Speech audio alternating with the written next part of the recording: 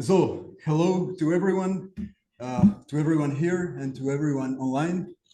And yeah, well, we are very happy to have you here for our last session of this Semiosalong series. And today we have two speakers. And we are very, very happy to have one of them here with us. We have Professor Patrick Sériot and Professor Angael Tuten, who will be joining online from Bern, from Switzerland. And but first, we will have Professor Sériot. And just for a brief introduction, although some of you might already have heard this introduction from yesterday, Professor Sériot, he studied Slavic and languages and general linguistics at Paris in the Sorbonne, and his PhD thesis was an analysis of the Soviet political discourse aiming at revealing the predicative relations embedded in nominalized nominal phrases. And after that, he spent some years as a researcher in the CNRS, in the National Center of Scientific Research in France. And eventually he was appointed as an ordinary professor at Lausanne in 1987. His main field of research and of teaching is the history of linguistics in Russia, the Soviet Union, and Eastern Europe from a comparative and epistemological approach. And he has many books, he has written many books, perhaps the one you might know is this one, Structure and the Whole, East, West, and Non-Darwinian Biology in the origins of structural linguistics, which is really a great book, not only because of the way, not only because of the depth of the research, but also because the way it is written. And we had actually, Vit, he wrote some review about this book, I think. And there is a Czech translation, so you have no excuse not to read it. It's wonderful. And yes, and well, we are really, really very happy to have him here. And today he will talk about the Saussurean, the reception of Saussure in the Soviet Union. And well, without further ado, I will give the floor to Professor Sériot.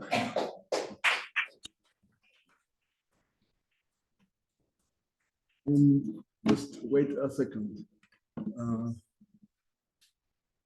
So.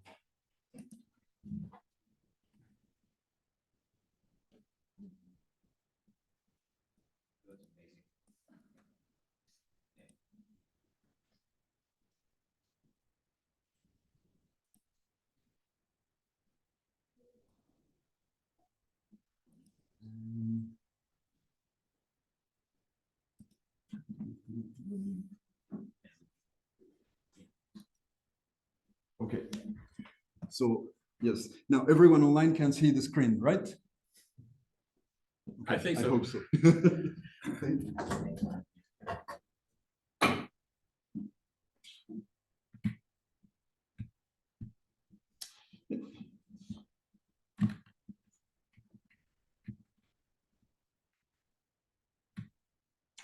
I'm sorry. OK. Tak, vážení kolegové, dámy a pánové, dobrý večer. Dneska budeme pokračovat prezentaci i budeme mluvit o negativní recepci Saussury v sovětském jazykospitu, ale ještě budeme mluvit anglicky.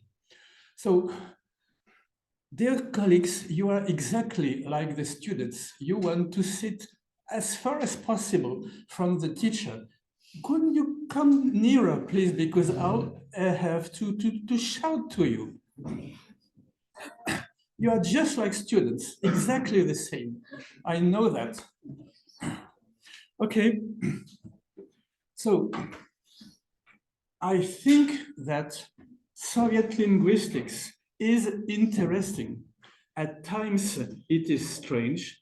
At times it looks ununderstandable.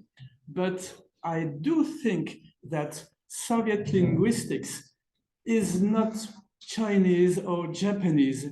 it is a part of the so-called Western intellectual world, just a little bit different, exactly as Orthodoxy and Catholicism are two different variants of the same religion.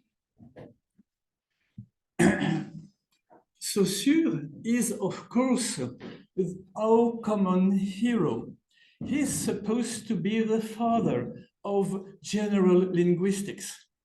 But I think that the negative reception is important. It is interesting to understand what the arguments were of this negative understanding of Saussure, because it gives us the possibility to understand more exactly what are the original features of Saussure linguistics. So, Saussure has been widely read in the Soviet Union.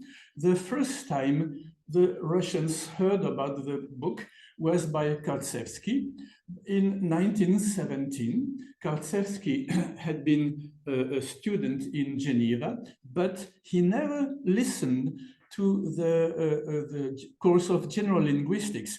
He went only one semester to Saussure's course on Sanskrit. Nonetheless, he had heard about it by Bailly and Séché, and he did not have the book with himself in Russia, but he gave a lecture in the Moscow Linguistic Circle. This was the first time that in Moscow they heard about the existence of Saussure. And there was a first translation of the Cours by Rome, but Bailly and Séché did not allow him to publish the book, unfortunately, and the book was more or less read and understood on the manuscript of this first unpublished translation. And in 1933 was published the first official translation of the book with a total different terminology, which I will show to you. So I think, though, most of us, Saussure is the father, is the beginning of everything, but not in Russia. Why? First of all, there is something which is rather astonishing for us. It is that Saussure, in the 1930s, in the Soviet Union, was supposed to be the beginning of the sociological school of linguistics, of the French sociological school, which is extremely different from what we know about Saussure being, in fact, the beginning of structuralism. So Soviet Saussure was a social linguist, or even a social thinker in linguistics, absolutely not about structuralism. The word structure and structuralism was unknown in the 1930s and 40s in the Soviet Union.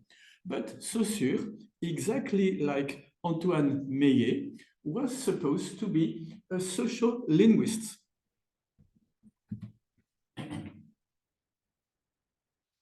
Now, you see that if we begin to read Saussure in Russian, then we will have to wonder about the word speech and the difference between speech and language. And here we begin to move in a very strange atmosphere where the meaning of the words are extremely unstable, especially when we translate from French to Russian and from Russian to French.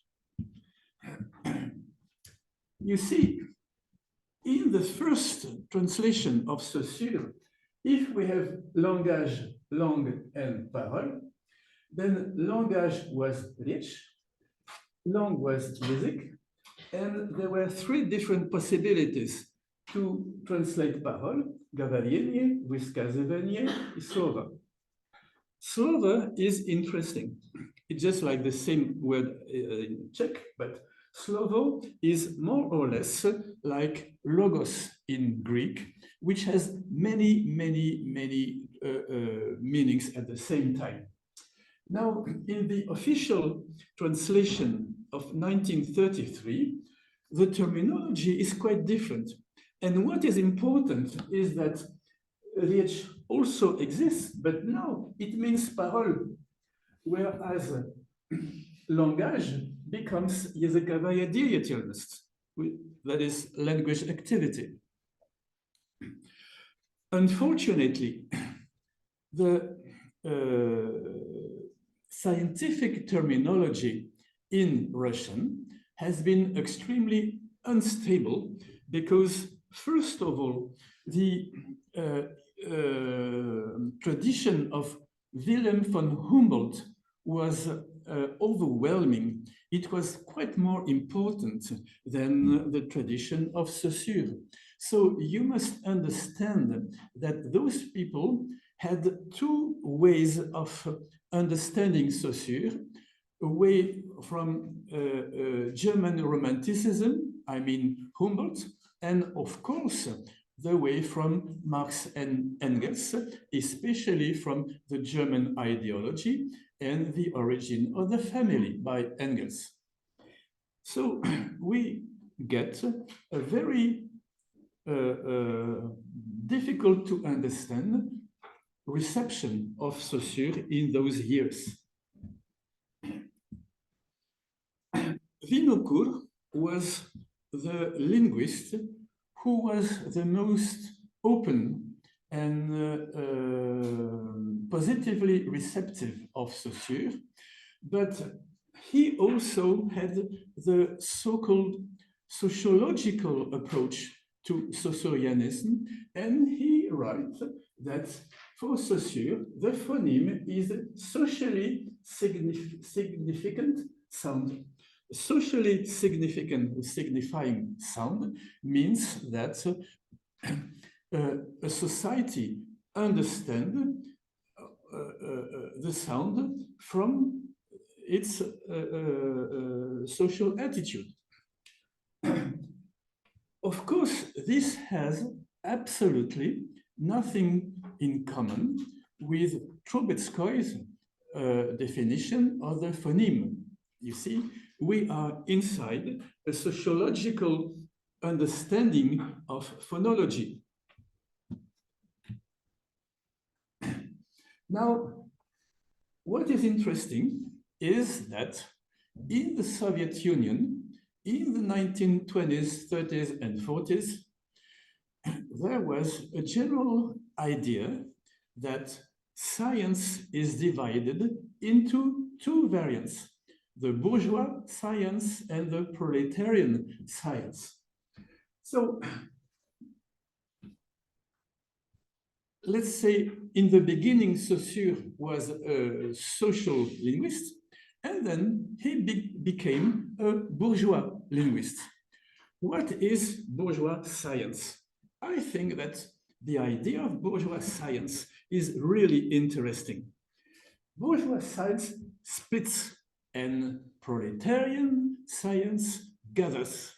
So we have this important, overwhelming opposition between what is good, I mean, gathering, and what is bad, which is splitting apart.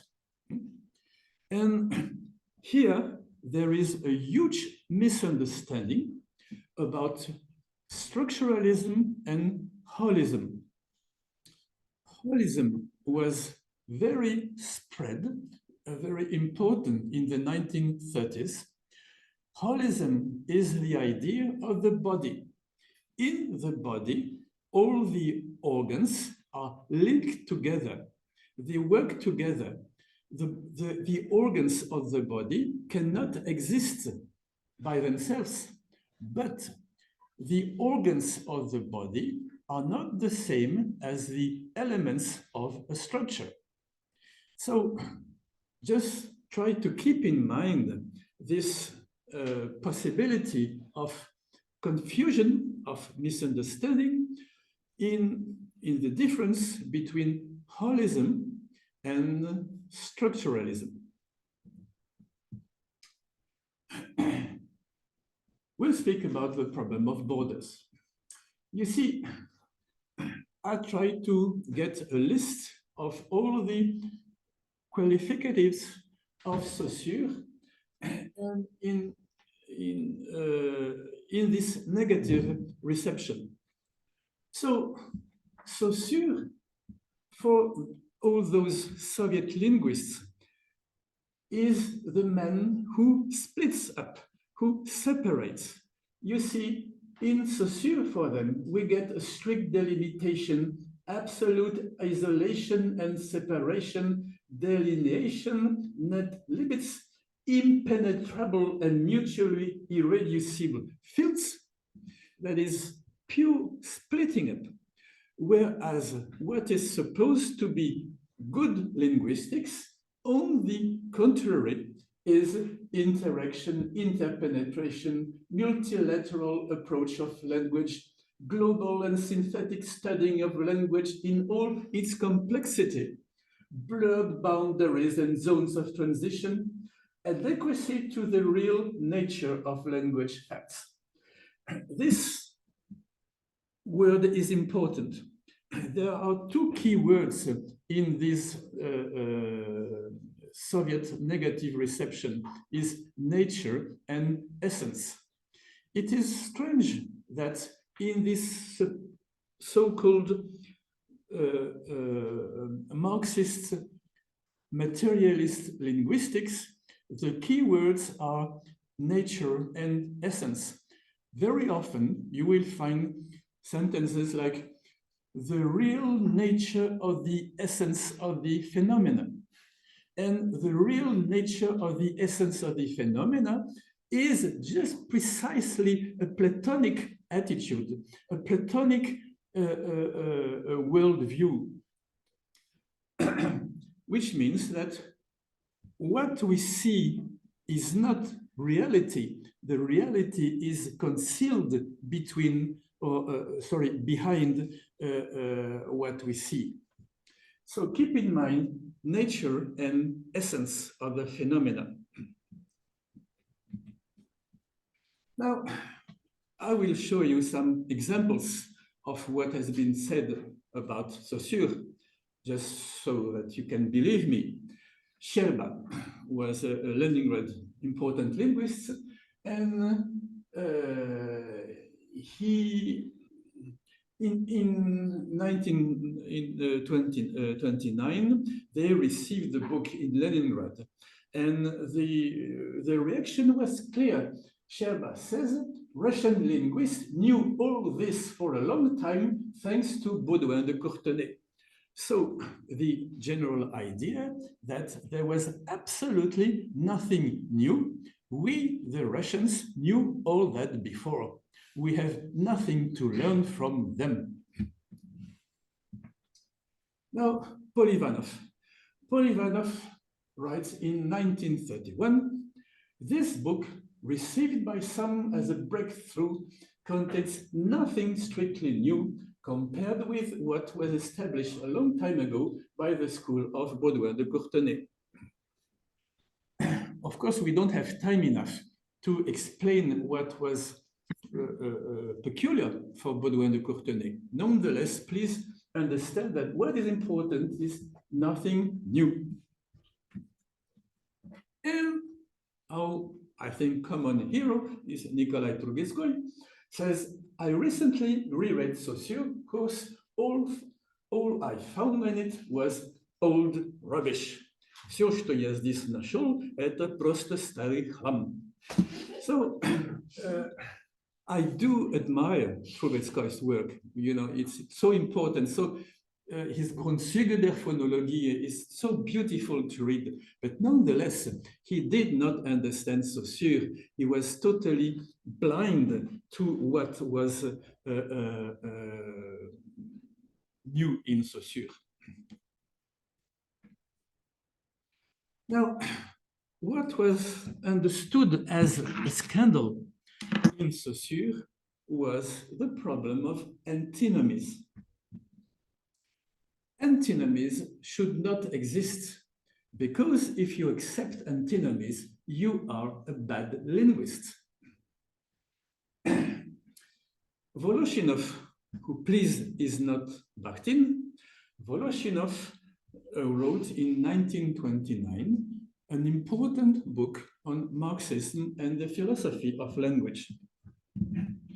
And in this book, he says that Saussure is totally assimilated to positivism, abstract objectivism, while Karl Fossler is credited with at least a little humanity. This is individualist subjectivism. This is strange, you see. To think that Saussure is a positivist is a huge misunderstanding, a huge negative reception. And unfortunately, many people who read this book, thinking that Bakhtin had wrote it, did not understand how extremely negative this reading of Saussure was in Voloshinov. We'll have to speak about positivism. Positivism is the way the neo-grammarians wrote about the history of languages. Positivism is the examinations of single facts. For instance, the sound A in Sanskrit through the Indo-European languages, which has absolutely nothing to do with the idea of a structure. The second reproach that was done to Saussure was the oblivion of history. Of course, Saussure was interested in synchrony, not in history. But for all those Soviet linguists, this was precisely what they did not admit.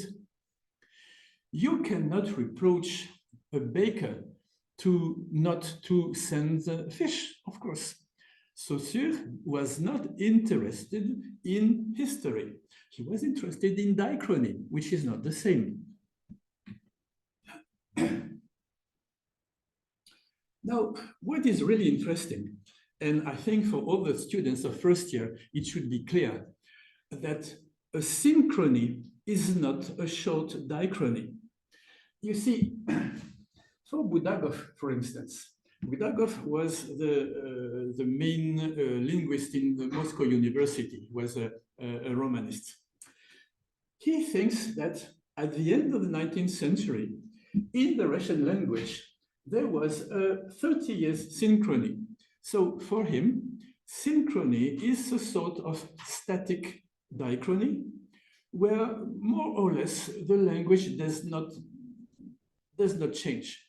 For him, this was a synchrony. There was a static slice of 30 years. This has nothing to do with the synchrony. You see, this is one of the most interesting schemes in Saussure. On page 125, you will find this. This is a cross-section. And a cross-section is used to explain what are the different relationships between the parts of the text. And a cross-section, please understand that it's not a slice. You can eat a little thin slice of carrot, but you cannot eat a cross-section of a carrot. It's impossible because 2 dimensions is not the same as 3 dimensions. And once you mix these two dimensions with three dimensions, then you cannot understand what synchrony is. But if you think that a language is a thing or a living organism, then of course you will not even imagine that you can work with two dimensions, because you think that a language is something like a plant, like a living organism. Then you will think that a synchrony is like a slice and not like a cross section. So it's obvious that a line has no width and a plane has no thickness. It is a difference of dimensions.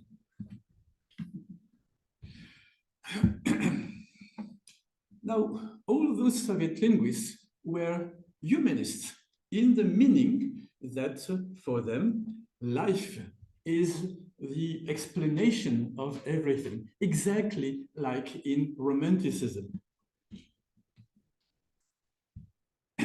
This is the death of man. You see, Abayev was an admirer of Wilhelm von Humboldt, like so many Soviet linguists were influenced by Wilhelm von Humboldt. And Abayev writes from 1934 to 1965. Saussurian structuralism is like modern art, which expels man from the field of knowledge. Saussurian linguistics studies language in and for itself, detached from the man who speaks it. Humboldt, in a still embryonic form, by studying the internal form of language, came close to language as ideology.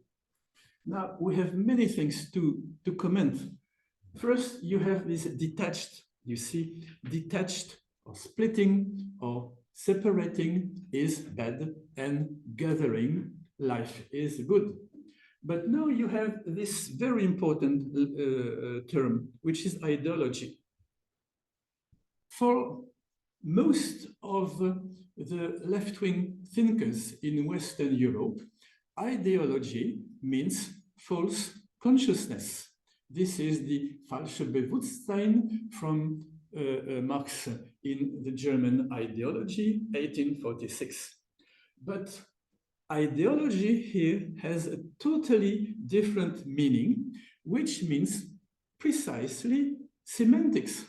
Semantics is the whole amount of ideas that the speakers have in the head. It has nothing to do with a false consciousness. And you see, if you think of, for instance, Marxist-Leninskaya ideologia, the Marxist-Leninist ideology, of course, it is not false consciousness. It is a set of absolutely objective ideas. So please understand that as long as we read texts from other cultures, we have to think that the meaning of the words can be totally different, although it is the same word. So ideology is not false consciousness, but semantics, or the content of what we speak about.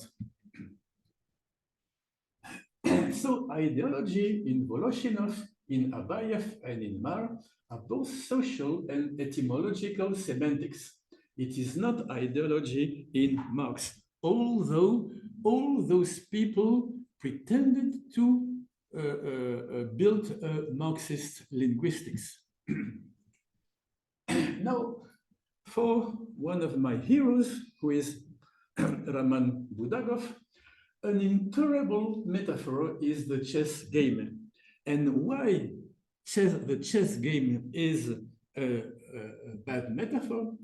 He writes, chess knows no national differences. The rules are the same for all nations.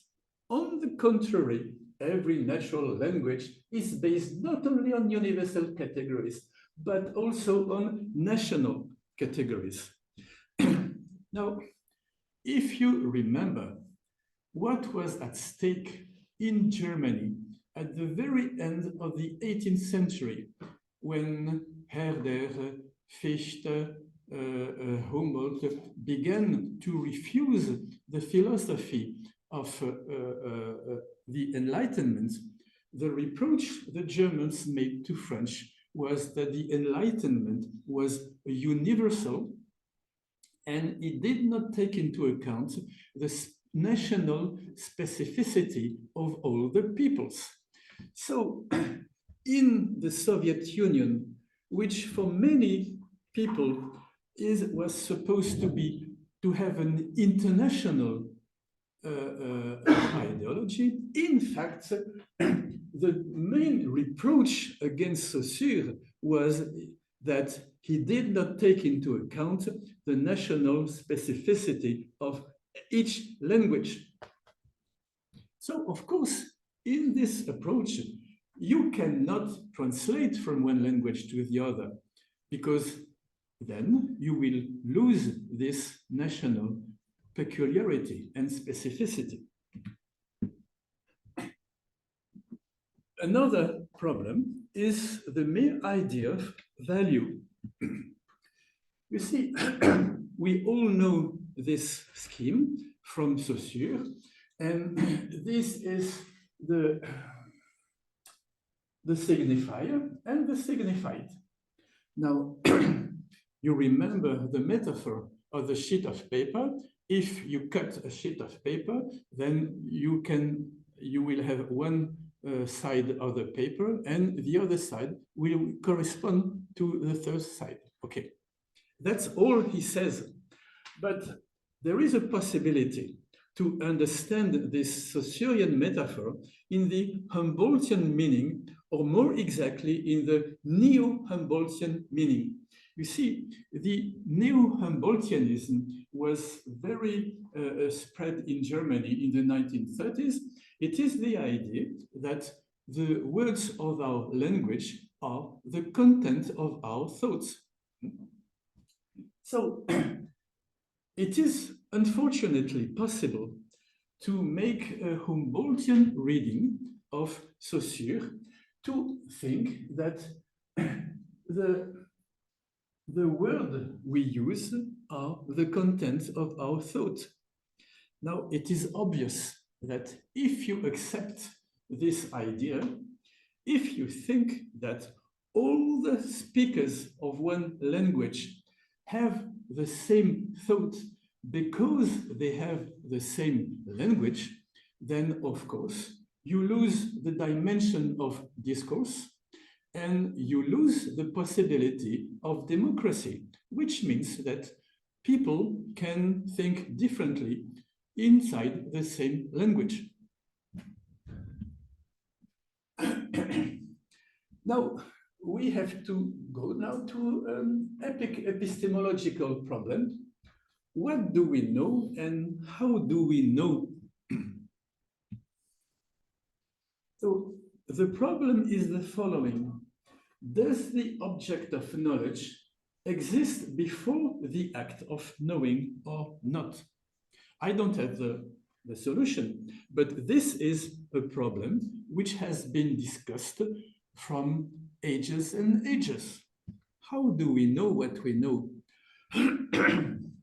So once again, my Budagov, to say that the sole object of linguistics is language in and for itself is incomprehensible to a serious scientist. The purpose of language, communication between people, is incompatible with this definition. Of course, it was the last sentence of the Cours by Saussure. The object of linguistics is language in and for itself. And this is what was not acceptable for my Soviet linguists. Now, what is at stake here is confusing the properties of the model with those of the object. Budakov once again. We must not forget that language, music, is a profoundly human phenomenon. This is why it is dangerous to view it unilaterally as a system of pure values or of pure science. You see, it is very strange that for most of us, especially if you're interested in semiotics, it is obvious that language is a system of signs, but for all of them, a language is not a system of signs because it's not a system of pure values. Akhmatova, 1955, the structuralists of Western Europe found support for the idealistic construction in the logical positivism of the Vienna Circle. Once again, we come back to positivism. Positivism is the studying of separated facts, which is not at all the same as the structure for Saussure. Akhmatova, European structuralism considers that two-sided signs consisting of content and expression exist immanently as an ideal essence, given in advance in relation to this ideal or immanent sign, what exists in the real world, in particular real sound speech, is supposed to be no more than a shadow of this idealistically thought out sign, its realization or manifestation. So we have seen that the reproach to Saussure are splitting apart, and now we come to idealism. What is idealism? It is the separation between ideas and facts or reality or real life. What they call Realnaya-Disitionists, which is a calque from the German, die wirkliche Wirklichkeit. So, for all those Soviet linguists, language is not a system of sign. And I do advise you to read this book by Lenin, Materialism and Empirical-Criticism, where he explains that bourgeois ideology is based on science, whereas materialist way of thought does not accept that language is a system of sign. And if you are interested in semiotics, you must read this book because it is extremely important. It is the demolishing of all possibility of semiotic. So Saussure denies substance. Therefore, he is an idealist. And therefore is important here. See, because for them, the language is a substance, is an essence. It has a nature. And we must figure out what this nature or essence of substance is. And of course, the structure is not a substance. This is an ideal of matching knowledge to the object to be known. The object is complex, so the description must be complex too. You know that Saussure leaves apart what is not pertinent. Do you say that in English? I thought pertinent. So he's interested only in what is pertinent for his own point of view. A point of view does not mean arbitrariness. A point of view means that you choose only, you select the elements which are useful for what you are looking for. Not everything. So I must say that perhaps you remember that Roman Jakobson, my dear Roman Jakobson, said that I am a linguist and nothing which is linguistic is alien to me. So Saussure is totally different from that. On the opposite, he leaves apart what is not pertinent for his study. So one of the sentences of Saussure's Cours is precisely that the point of view creates the object. This is absolutely fantastically interesting.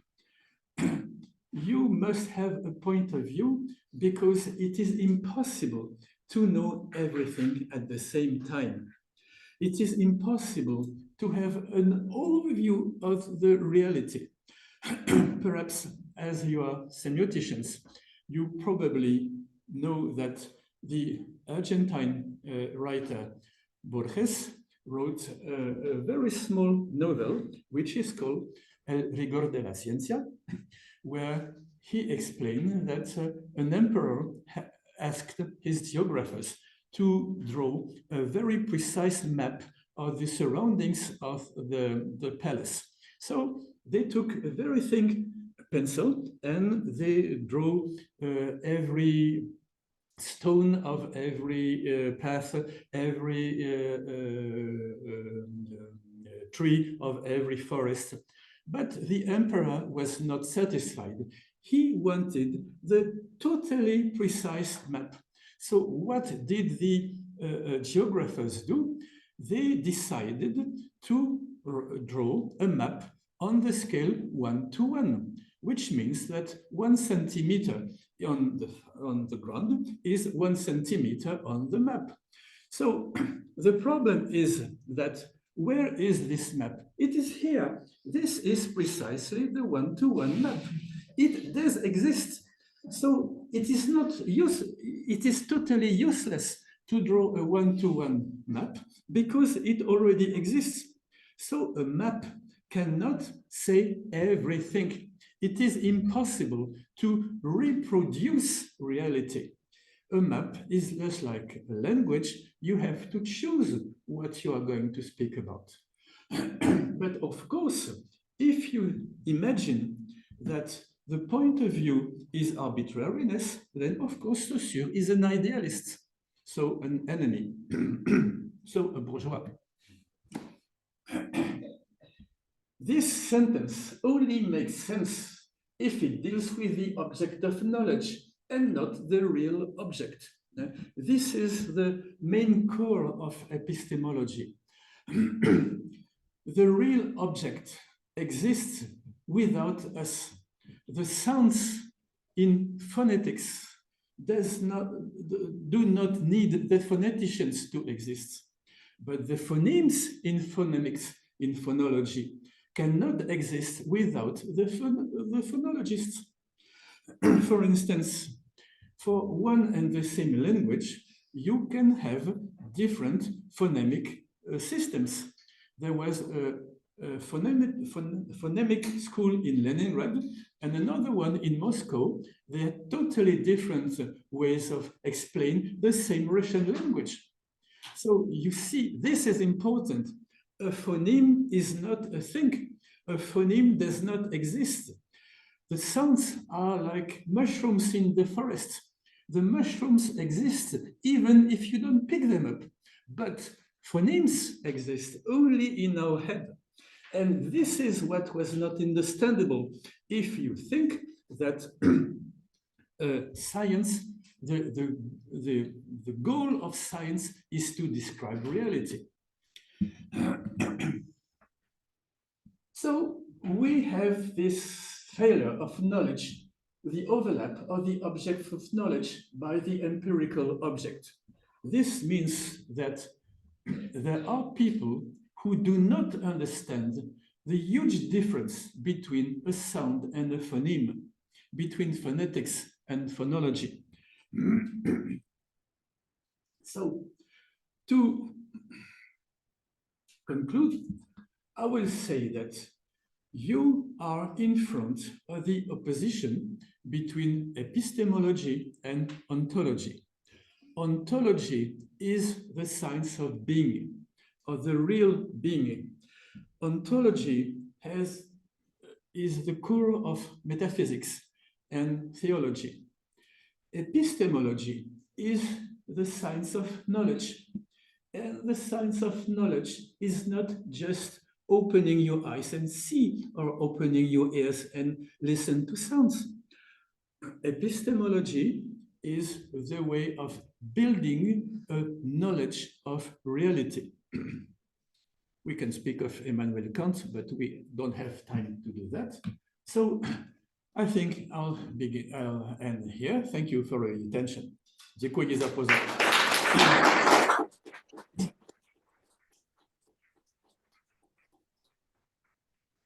thank you very much for a wonderful, really wonderful talk. And do we have questions from the audience or also from our friends in Zoom? I will stop sharing. So I see we have 2 messages, but okay. Toufi, arrête. Yes, please. Professor Forel, did you have? Yes. Can you hear me? Yes. I have a question on Borges. It was really rather nice that you quoted Borges because Prieto did so in 1970 something when he produced Présidence et pratique. So I think that great minds come together on this subject.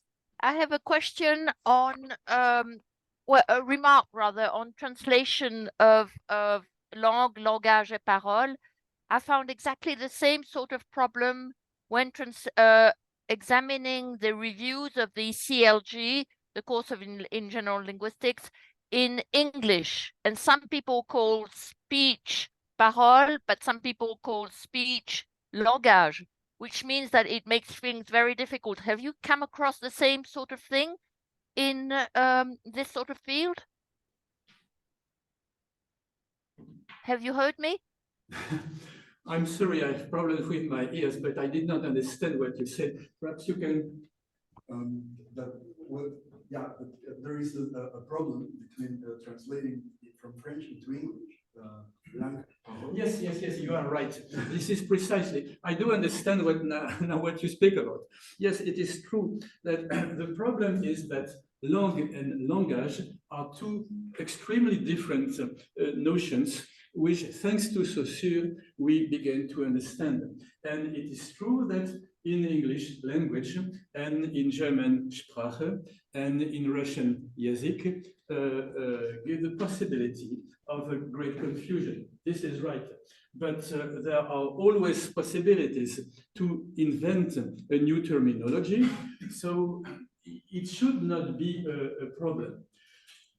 Nonetheless, in Russian, the word Yazik, and at times Riech, and at times Slova, is neither langue nor language, but a strange mixture of both langue and langage. And it is a third notion, which is neither langue nor langage. Yes, you are right. This is a problem. Okay, thank you. You're welcome. Thank you. And do we have questions from the audience here? Connor. Please. Yes, you don't have a question. Sorry. Yes. Okay, so thank you very much for your talk.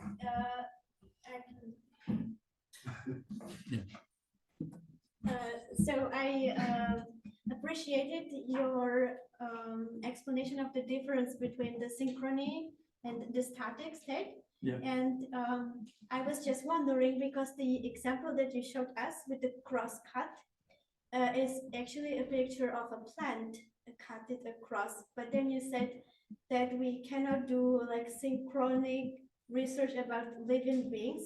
And if we understand language as a living organism, we cannot do the real synchronic. I'm not sure if I understood correctly, but my question was if really this is so, because actually Ibn Saussure, he used the example of a plant, which is a living organism. So, well, you have the right, of course, to consider that a language is a living organism. I think that a language is not a living organism. And then, what can we do? The talk is finished, you see. No, it's not the problem that language is or not an organism. It is the problem that what is the object of knowledge that we build? Of course, languages do not need linguists to exist. They just exist by themselves. There's no problem. We are totally useless for languages.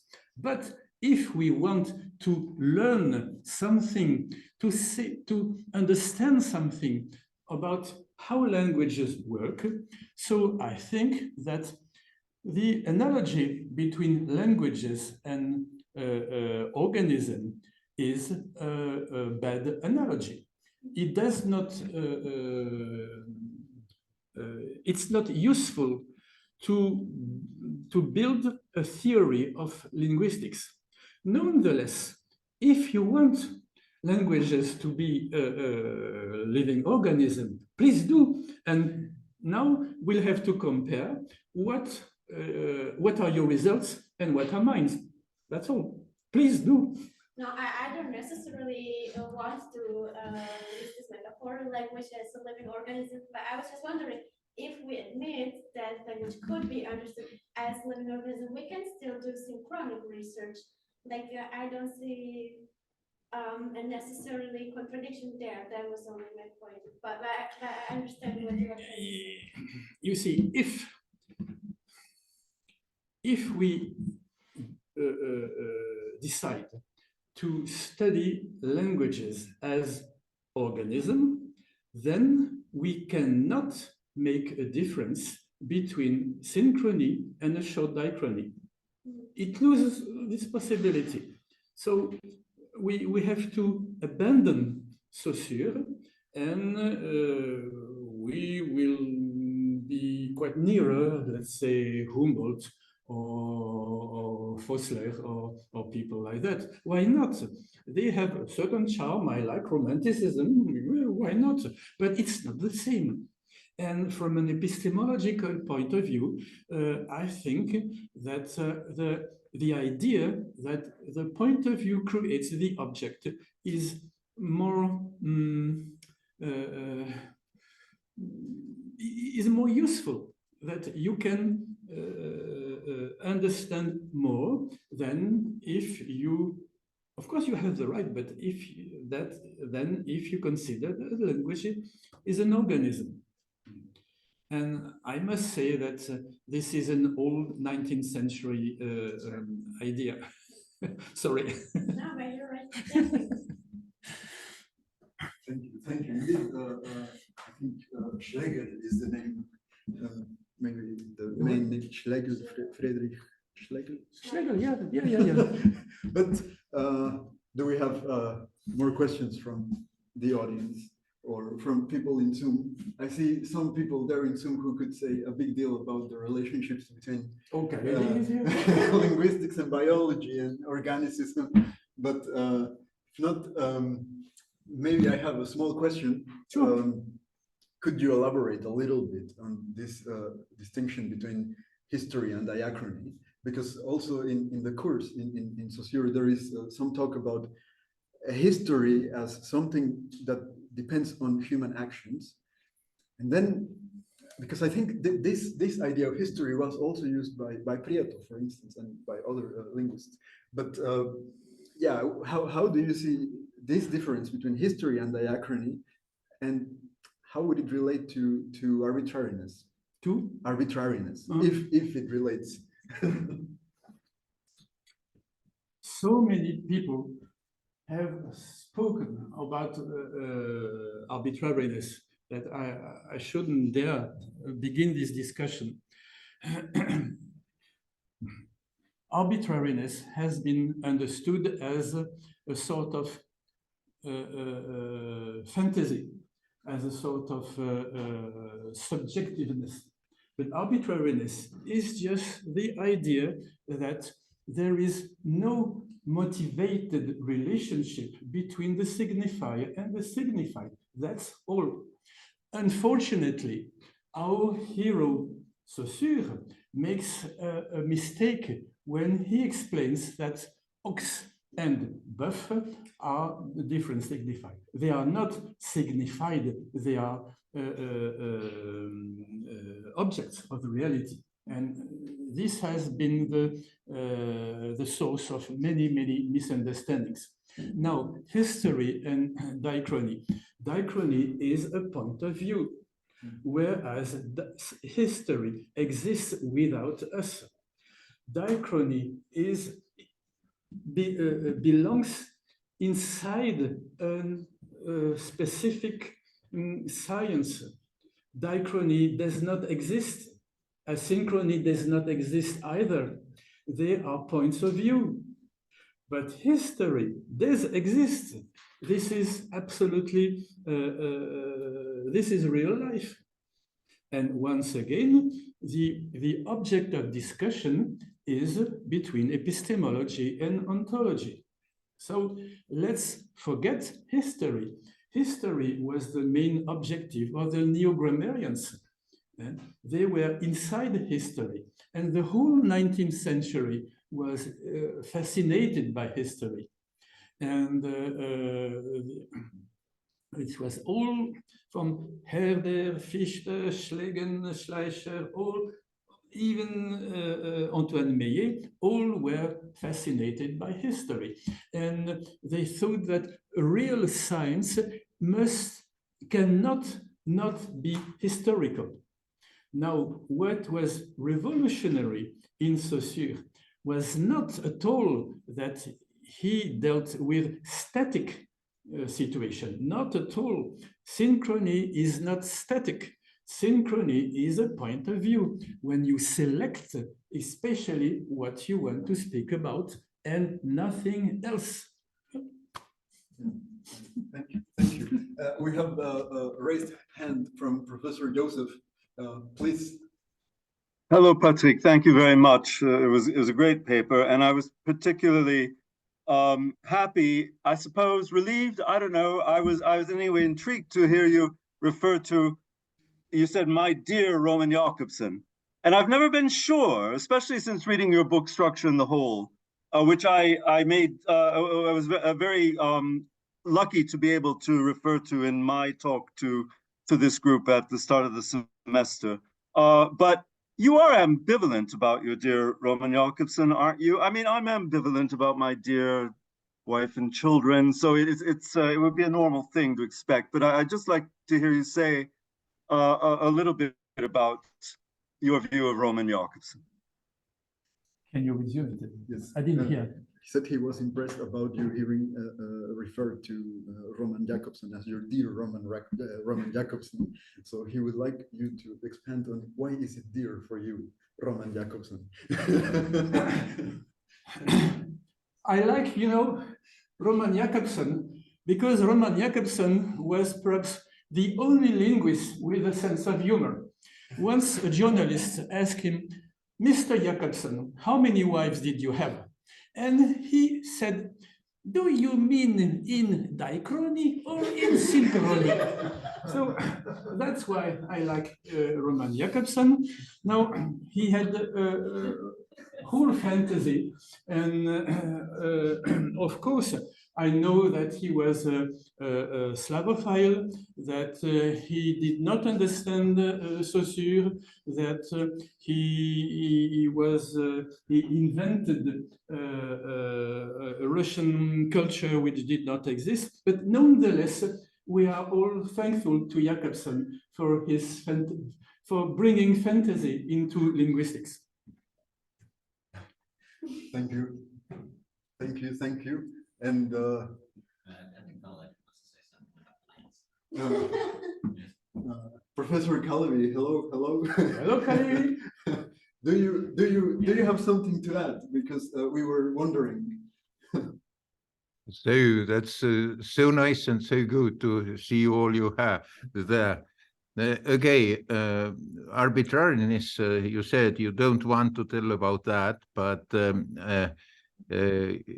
you may know that Israel has formulated the definition of semiotics as studying everything what is arbitrary, more or less like this, yeah? Israel, you can confirm. All aspect of arbitrariness, that is the object for semiotics. But here, the same thing, how arbitrariness and motivatedness are related. I still think that when Saussure first says that principle number one is that language is arbitrary. So, and only, and further on, he just somehow becomes sort of not so clear anymore when he's starting to speak about motivatedness.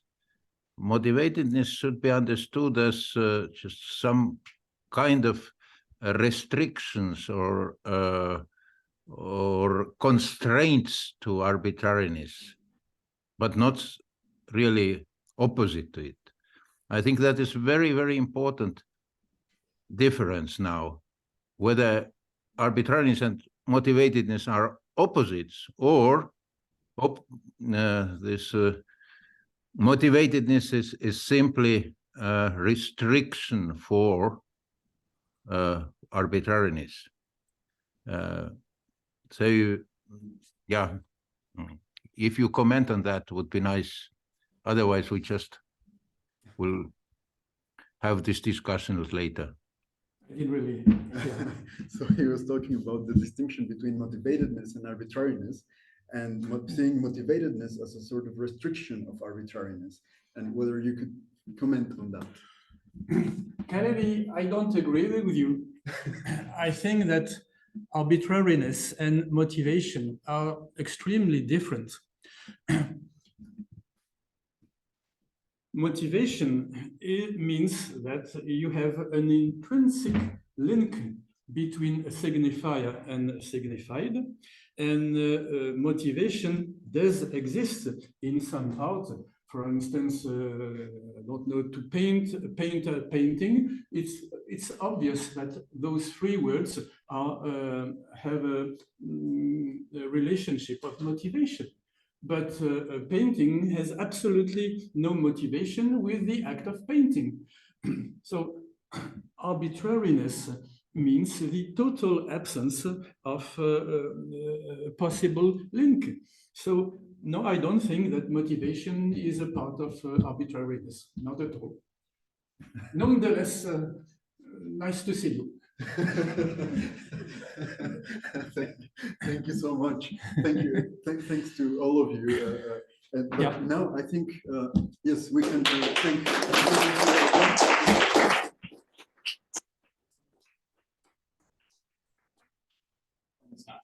We will stop recording. So now we will stop recording.